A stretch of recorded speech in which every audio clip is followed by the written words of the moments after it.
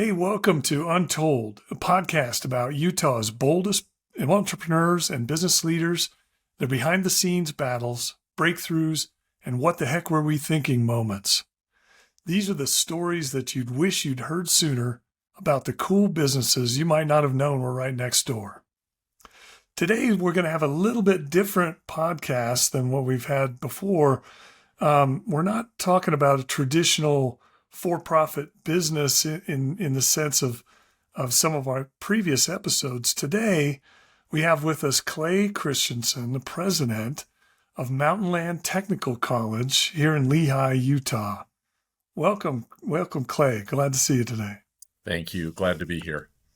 Thanks. Really looking forward to, I really don't know much at all about the education business and the way that you operate. Really looking forward to hearing more about the challenges, the things that get you up in the morning in the education business. And I noticed that you're closing in on 20 years in your role. Congratulations. Thank you. It's been a great experience here at Mountainland. That's great. I'm curious, what drew you into vocational education versus, say, a 4-year university type of setting? Prior to my employment here at Mountainland Technical College, I worked in public education, worked in a variety of areas. I taught high school agriculture and welding, and then I worked at the State Office of Education for a period of time, supervising the agriculture programs, welding, was the state FFA advisor, state young farmer advisor. Then I came back to Alpine School District working in an administrative role in vocational education. What drew me to Mountainland Technical College, had the opportunity to partner with my predecessor on several projects between the school district, developing opportunities for students in the K-12 system to transition into Mountainland Technical College. Along at that same time, I had 3 children of my own that went through and were enrolled at MTech and had the opportunity of jump-starting their careers while they were in high school from enrollment in the programs from 3 different programs here at MTech. It really interested me when the opportunity arose to be involved at Mountainland Technical College. It was I felt like this was an area that I could make an impact in and be involved with a progressive public institution to provide opportunities for people to better their lives through technical education. And it's been a great ride. Oh, that's cool. That's cool. So, I'm curious. I think a lot of people are probably more familiar with the typical 4-year type of college. So contrast that a little bit with me. What the technical college versus, university. Talk about the focus areas and what's different and maybe what's the same. Okay. I'll give you a little bit of an overview about MTech and our role in the higher education system. Currently, there is the Utah system of higher education. We are one of the 16 institutions. That includes everything from the smallest institution, which is Tooele Technical College, to the largest, which is obviously the University of Utah, all institutions in between. There are 8 traditional technical colleges. There are 3 other institutions that provide technical college-like services in their region, but aren't necessarily by definition a technical college. That would be Salt Lake Community College, Snow College, and Utah State University Eastern, based down in Price. The technical college, we have grown. When I started here at MTech, we were the 5th largest technical college. We've grown to be the largest technical college. Each of the tech colleges has a service region. Our service region is Utah, Wasatch, and Summit County.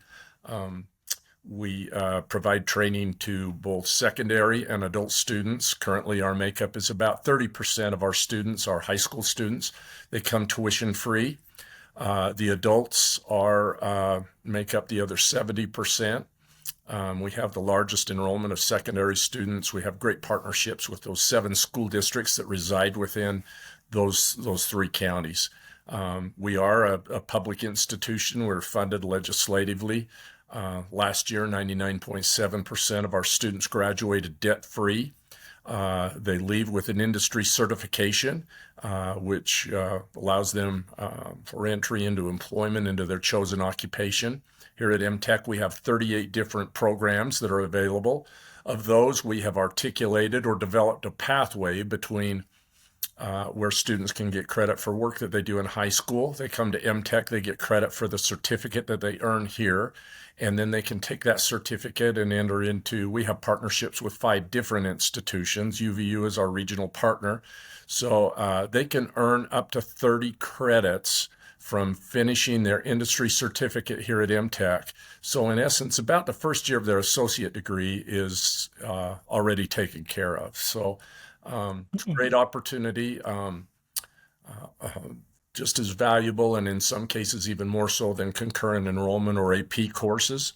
We are governed by a board of directors that has 1 school board member from each of those 7 school districts. We have 1 trustee from Utah Valley University. And then by state code, we are required to have 1 more total number of business and industry representatives, so that if push comes to shove on a tie vote, the nod goes to business and industry. Required track completion, placement, and licensure by program.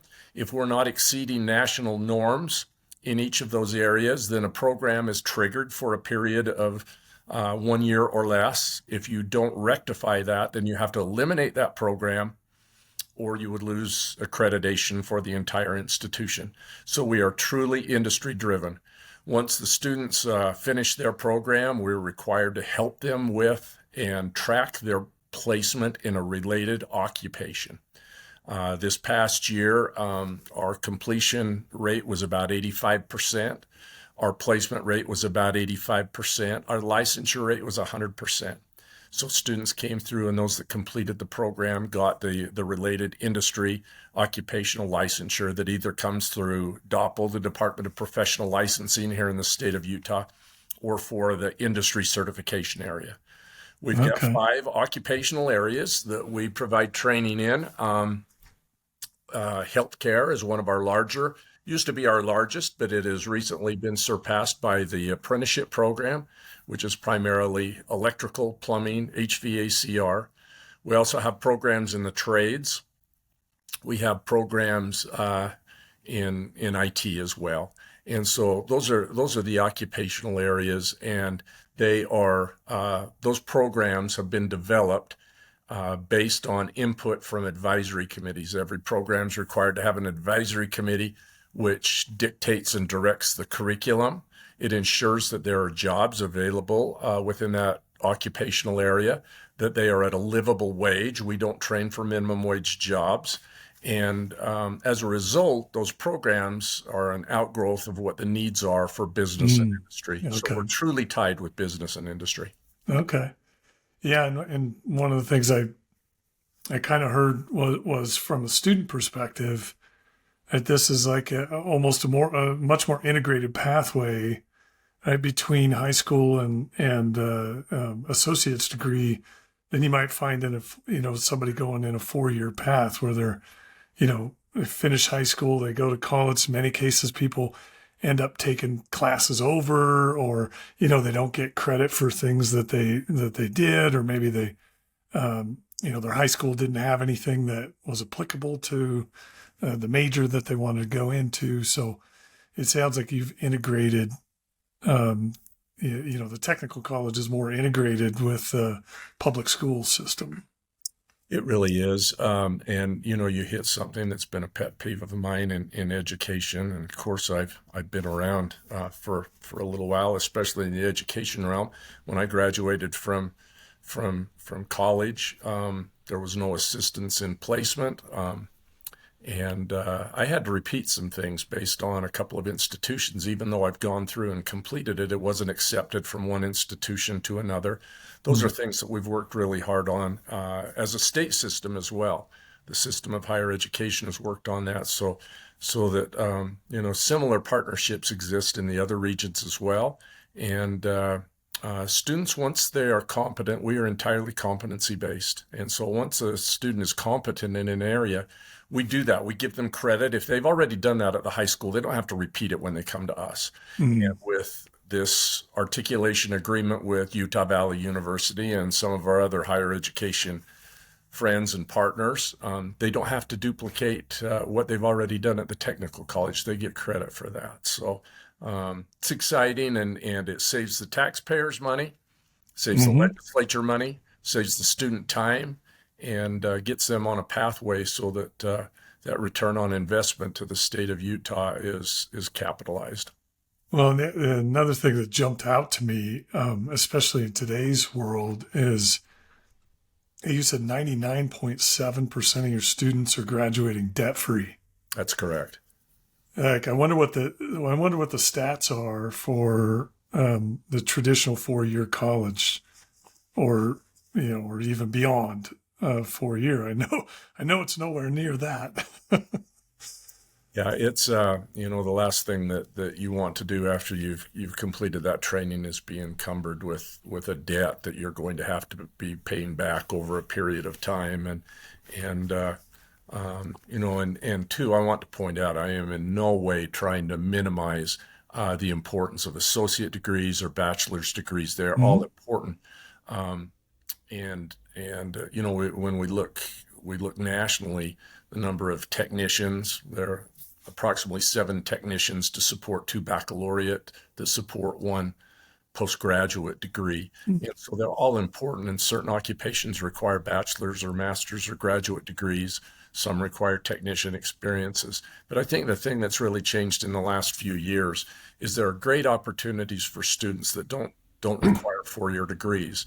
We Yeah. have automotive techs, we have diesel techs, we have welding techs, we have apprentices, journeyman electricians, plumbers, as well as those in the healthcare area and IT that come out with industry certificates, and they can make a great living with that industry certificate. And Hmm. what we've tried to do is make sure that there's on-ramps. If you decide later on, we hope everyone is a lifelong learner. If they take advantage of that opportunity to continue on for additional schooling, whether it's in a formal or an apprenticeship or an on-the-job experience, that they are able to take advantage of that and get credit for what work that they've already done. Mm. Yeah, that's great.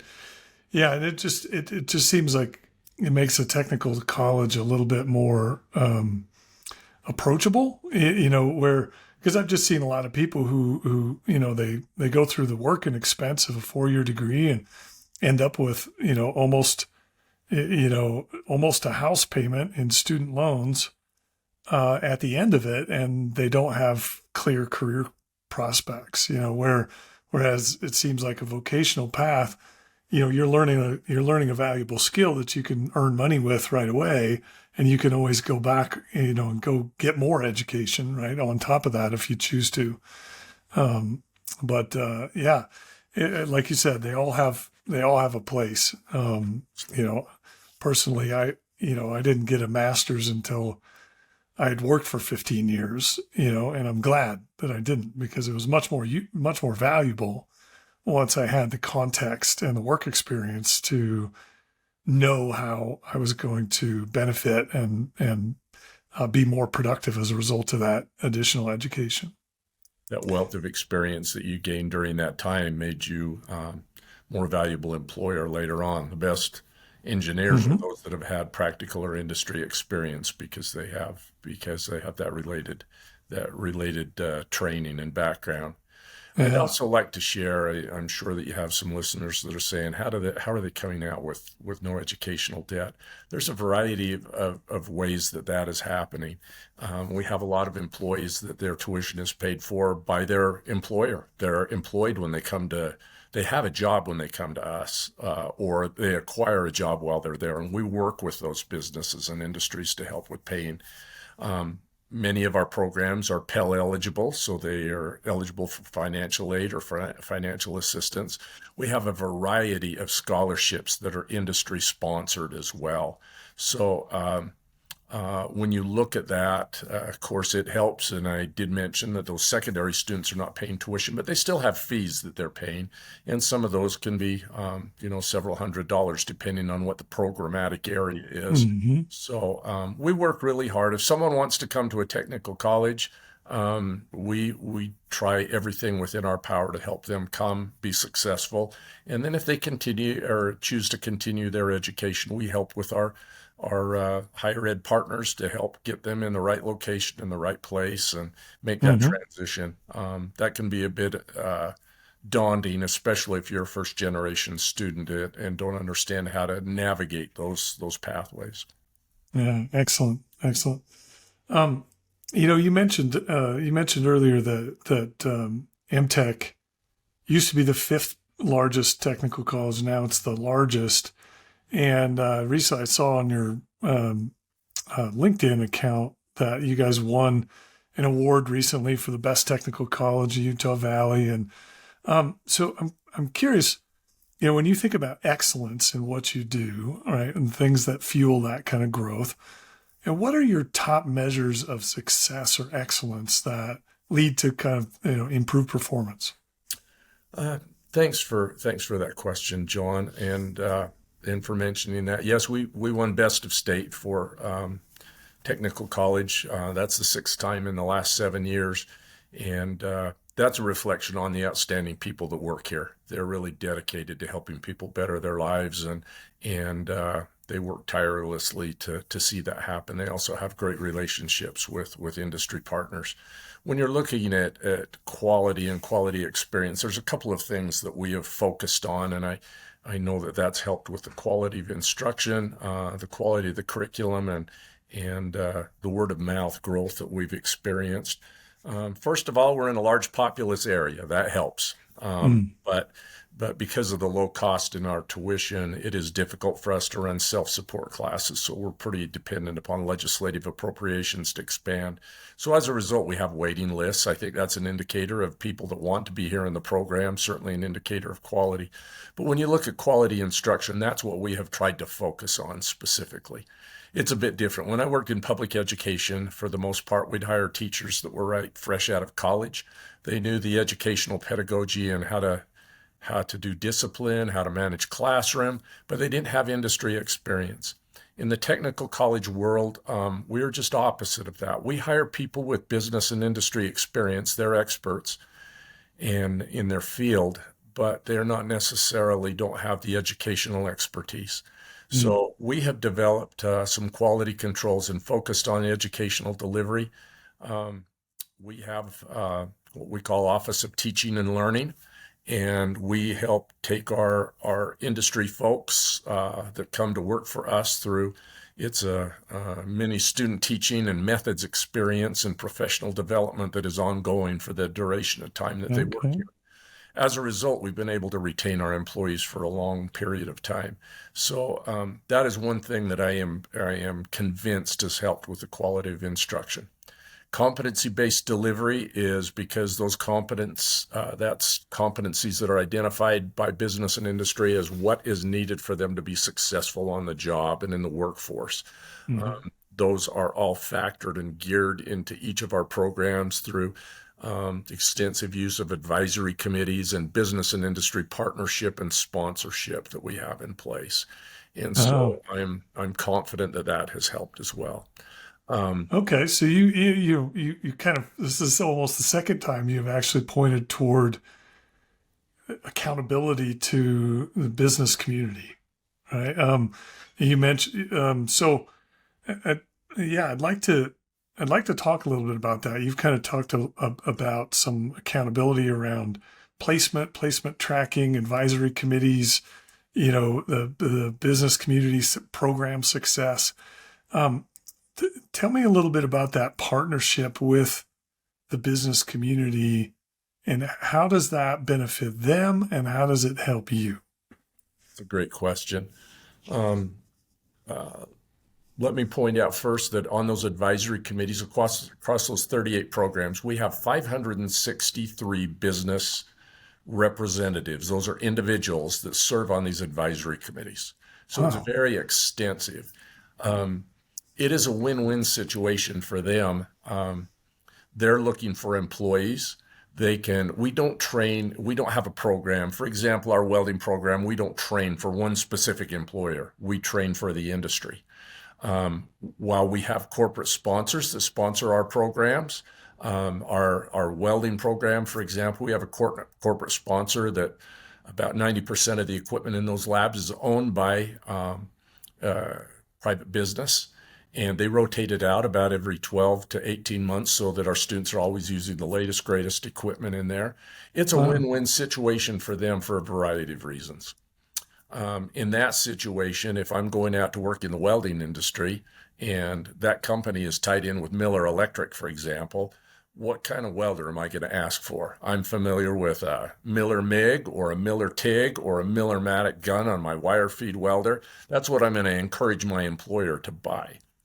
The second piece of that is those welding companies, and just using that as our example, those welding companies now have a relationship with the instructor. They have the opportunity to look at those students, to view those students, to have them involved in a clinical or a work-based learning experience, to have a preview and be able to hire the best employees that fit their situation. So we're in turn helping fuel that workforce. That's just one example. We have partnerships in automotive, in diesel, in the healthcare industry. For example, we have a surgical technician program. That program was started because we had requests from our healthcare providers saying, sometimes or oftentimes the limiting factor for us to be able to schedule surgeries isn't the surgeon, it isn't the nurses, it's the sterilized instruments. So we need central sterile techs. It's the surgical technicians that are helping with that. So that's how those programs arose out of that. So as working back and forth with a partnership, we said, okay, our surge techs, we'll start the surge tech program, we'll start the central sterile tech program. We'll hold some slots for your business, for your employees to come over. So they're paying their tuition, obviously. We hold those slots, but in turn, they open up more clinical sites for the other students that are enrolled in the program. So we can have that clinical experience for them to do that. And so here again, it's a win-win situation. It's dictated by business and industry. And if it isn't working, if they're hiring one of our technicians, they're sitting on an advisory committee and they say, hey, you need to change this in your curriculum. It isn't quite, that isn't relevant anymore, or that's changed in business and industry.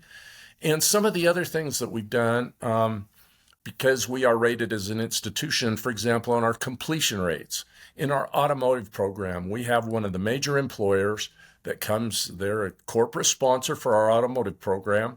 We still train for all the other areas, but they are a corporate sponsor. Their name's on the lab. They'll come in and they come in every 2, 3, 4 weeks and hire students from our program.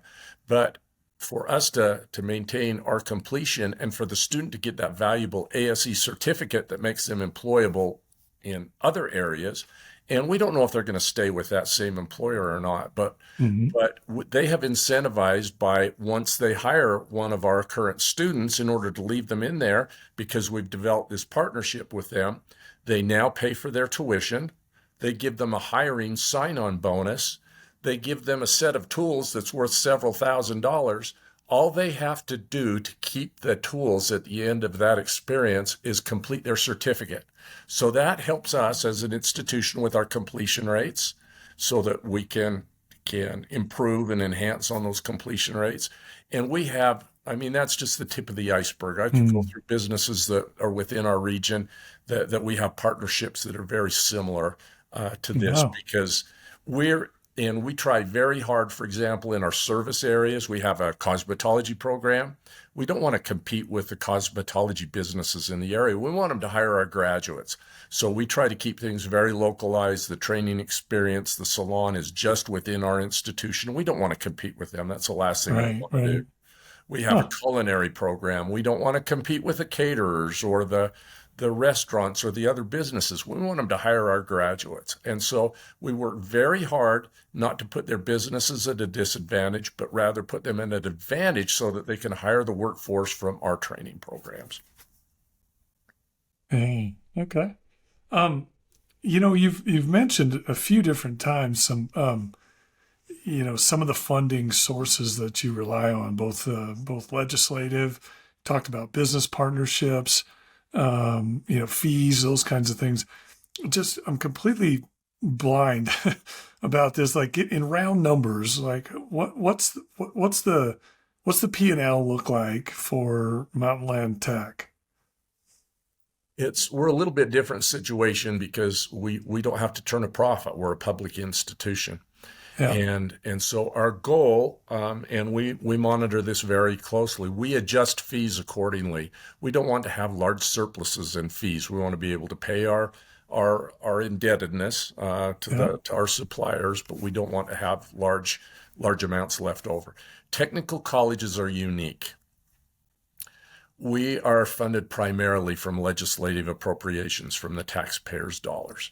Those are very sacred funds, and a tech college operates, depending on the college itself, somewhere between 80 and 90% of the revenue comes from legislative appropriations. Okay. Our dedicated credits or our tuition is a much smaller portion. The fees are kind of a break-even proposition that we try to do. But Try to pass as costs on. Yeah. exactly. And but by the same token, too, we don't want someone to be able to go through their program and not be able to pay for the fees for them to take their American Welding Society certification test, for example, at the end. So we try to balance all of that out. But there are some things that we have instituted. I can't speak for the other institutions, but things that we have instituted over the last 20 years here at Mountainland Technical College. Some of the standards for efficiency, for wisely using those sacred taxpayers' dollars. We try to have larger class numbers in our classes, but balance that with safety and the learning environment and experience the student has. They need to have access to instructors as they come through there. If you come and look at our buildings, when we're funded for a building which comes from legislative appropriations, we do some fundraising as well, and have had donations, some substantial donations, especially for property and land banking. But when we build a building, we don't build large gathering places. We did graduation this past year, and we went down to our partners down at UVU and used the UCCU center down there. We had over 8,500 people for graduation. It makes absolutely no sense for us to try to build something that can handle those. So when you Mm-hmm. come to our institutions, you're going to find we put as much square footage into the laboratory and the classroom as possible. We have very few offices. We do not build buildings and put offices in the laboratory or the classroom because we want the instructor, if you're paying tuition or if you're a high school student coming and paying fees, you need to have that instructor access at all times. And we don't want anything to distract an instructor to take them away for a phone call in their office or whatever the case might be. So they have offices, but they're in office banks. They're not within the lab Mm-hmm. or in the classroom itself. When we do our buildings, we do sealed concrete floors. We try to have something that is a nice area with the highest quality equipment that we can possibly provide. That's where we can extend the taxpayers' dollars by these partnerships that I mentioned, like in the welding lab. If we don't have to appropriate millions of dollars for welding equipment in a welding lab, we can use that elsewhere for the learning experience for our students. So it's a marriage between federal funding, state appropriations, a very minor part, which is the dedicated credit or the tuition dollars that are being appropriated, and then contributions and partnerships with building or with business and industry. And if you Okay. balance all that out, we found that is a great formula for success. We've been very fortunate, and the legislature and the taxpayers have supported us with new buildings. We have two buildings under construction right now, two major buildings under construction for new campuses. I have one under a massive remodel. We'll start another building down on our Payson location here next month that we'll break ground on. So we've been very successful. It's been a model that has worked for us, and I think that the legislators, the executive branch of government, and the taxpayers have appreciated. And so personally, within our region, we've found success with that. That's great. Yeah, this has been very educational. I'd like to shift the focus just a little bit to you personally. So I'm thinking you described your career path a little bit of, starting in public education, ag education, and then into administration, I guess is the right word for it. Um, I'm curious about how your leadership style, what has had to change as you've moved along. Is there anything that you'd say is important for your success today that maybe wouldn't have been 10 years ago?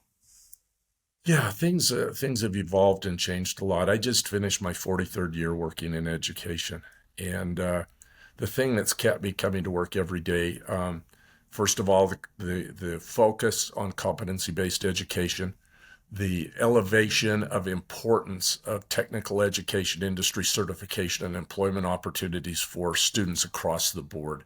Um, we used to build even our public ed buildings, and the vocational programs were out back. They were a place Yeah. where, well, if little Johnny can't cut it up here in the regular school, we'll send him out there to the shops. And that has changed so much. The workforce, the work environment, and the work opportunities. Years ago we used to talk about here in Utah County the Geneva Steel syndrome. Well, that's okay for someone else's child. I don't want mine down working in this dirty dungeon, these terrible conditions. That has changed a lot now. And those technical education, they're great opportunities, great work environment, great money. And so that has changed. Some of the things for me personally within education that have been a bit of a challenge that I've had to adjust. Um, Taken a lot of my work principles and things from my father, who passed away many years ago, but used to say, Clay, surround yourself by the best people that you can. It'll take folks a while to figure out you have no clue what you're doing. And um, we have tremendous people here at Mountainland Technical College, and I feel like I found success by trying to hire the very best people that we can, turn them loose, give them the reins, and let them feel comfortable in making mistakes and trying new things, and good things will come of that. It's been an adjustment because my dad had military background, and everything was on time, punch the clock. It's been a bit of a change for me having people work off site, working from home during the COVID situation. Mhm. We were able to survive COVID, and we didn't lay off a person here at Mountainland Technical College. We structured it as such that there were work rubrics and work throughs, and we were closed for a short amount of time. We have been on double-digit percentile growth here at the college for the last 20 some odd years.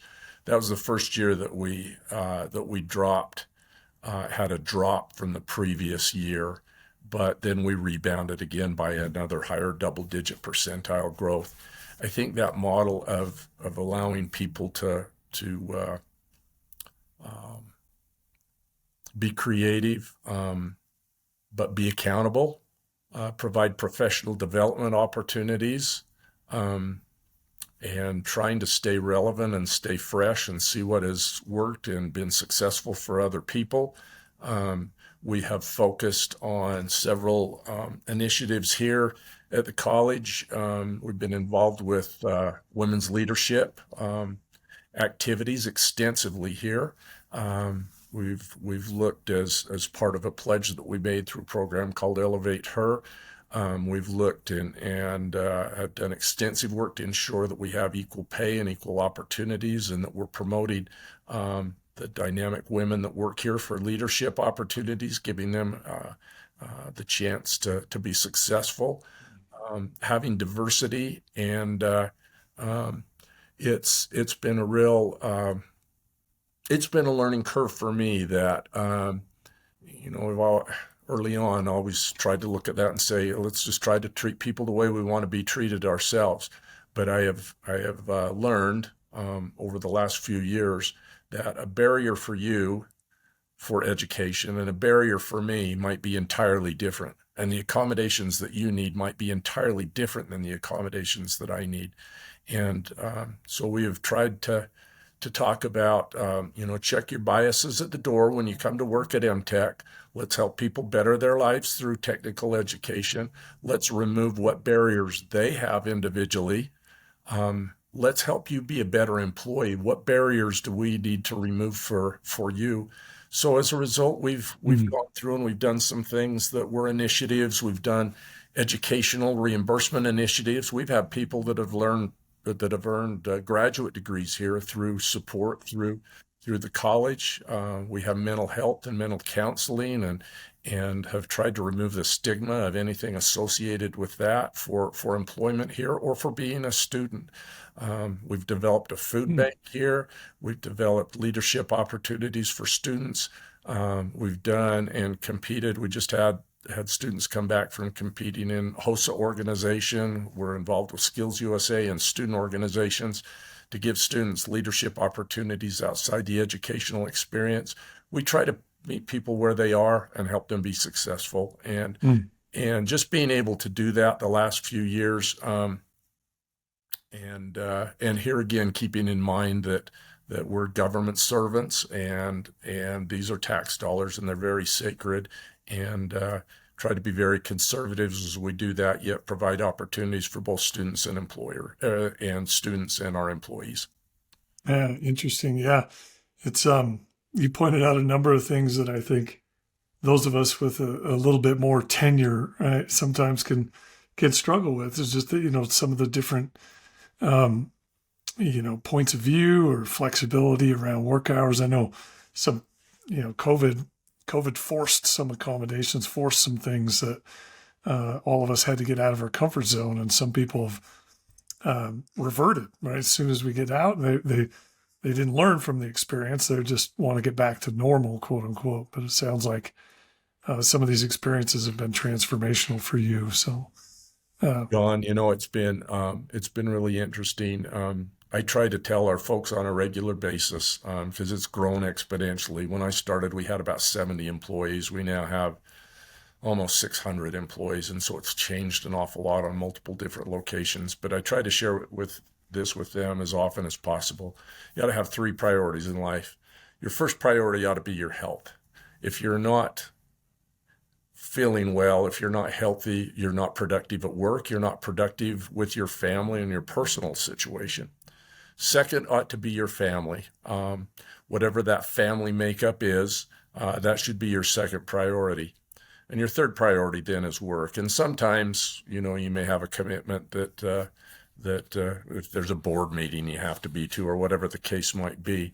But we try to do things like, for example, the first day of school to have, moms, get your kids on the bus. We'll cover for each other while we're doing, we'll cover so that I'm a long way from having kids that age, closer to having grandkids now that age. But we'll help cover for you so you can have that experience. If they have a Christmas program and you miss that, that's the only mhm. opportunity you have for that.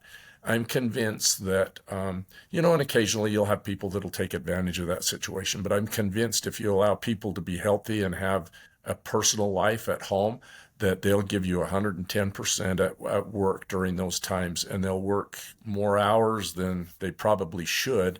And so it's a win-win situation if you're able to do that. Oh, that's great.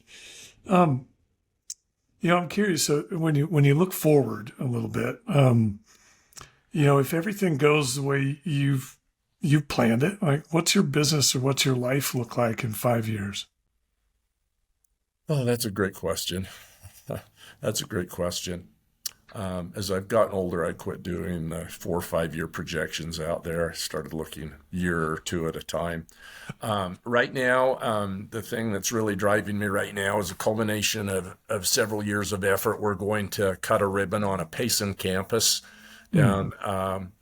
We'll do that on the 28th of August. And so that's been an exciting project for me, working with a contractor, clear back from securing, business support, funding from the legislature, property donations, and so that's one that's driving me right now. About a year later, August of 2026, we'll open a new campus up in Heber City. Both of these, the one in Payson's about 90,000 square feet on 13 acres down there. And the one in Heber City is going to be about 94,000 square feet. It's right in front of the new high school that's being built up in Heber City. And that sits on about 9.5 acres up there. So those are the two things that are driving me right now, is getting these facilities. And it's not so much just hey, we're building a new campus. It's that it's opening up opportunities in those areas for additional programs. And like in the case of Heber City, we're going to have automotive and diesel up there, welding programs that we've never had before. We'll be able to do healthcare programs to help support Intermountain Health and the other surrounding businesses. IT, we focus on the needs of business and industry in the community. So those are the things that are kind of driving me right now. The other is this piece with this Office of Teaching and Learning and a focus and emphasis on quality instruction, quality curriculum, and a quality experience for our students. Mm. Yeah, that's great. Sounds like you've got a lot going on the next couple of years. So I'm curious, as you're, you probably don't have another 20 years ahead of you, right? But when you, and I know I can totally relate to the 1 year or even 1 day at a time sometimes, but when you look at the whole picture, what kind of legacy would you hope to leave? Like, what kind of mark or difference for MTech or for Utah do you hope that people associate with you? No, legacy is probably not the right term, John, but I hope that they associate my name with quality technical education, and I hope that the people that I get to rub shoulders with, I'm not too good at tiers or layers. We work together as a team, and I get the privilege of working with a team of phenomenal people every day, and I would hope that those are the things that, hey, created or helped create some opportunities for people to gain industry certification through technical education, and greatest compliment that I feel I could get is if one of my fellow employees said, I enjoyed working with him. Yeah, no, that's leading with humility is something that I think is admirable in almost any boss, right? Excellent. So, yeah, I appreciate your time today. It's been great to kind of cover a little bit learn about technical colleges, learn about how you operate, some of the things that have led to your success and growth over the last several years, and navigating some of the challenges of COVID and other things and leadership changes over your 43 years in education. So really appreciate the time with you today, Clay. If somebody wanted to learn more about MTech, if they wanted to get in touch or put somebody in touch, is the website the best place? Are there other resources that you would point people toward? We have a great website. We've been working real extensively on that the last 2 or 3 years of updating that. It's a little bit confusing because our acronyms MTech, MTECH, but our website is actually, because that was taken by a school in Montana when the change was made several years ago. Our website is mtec.edu.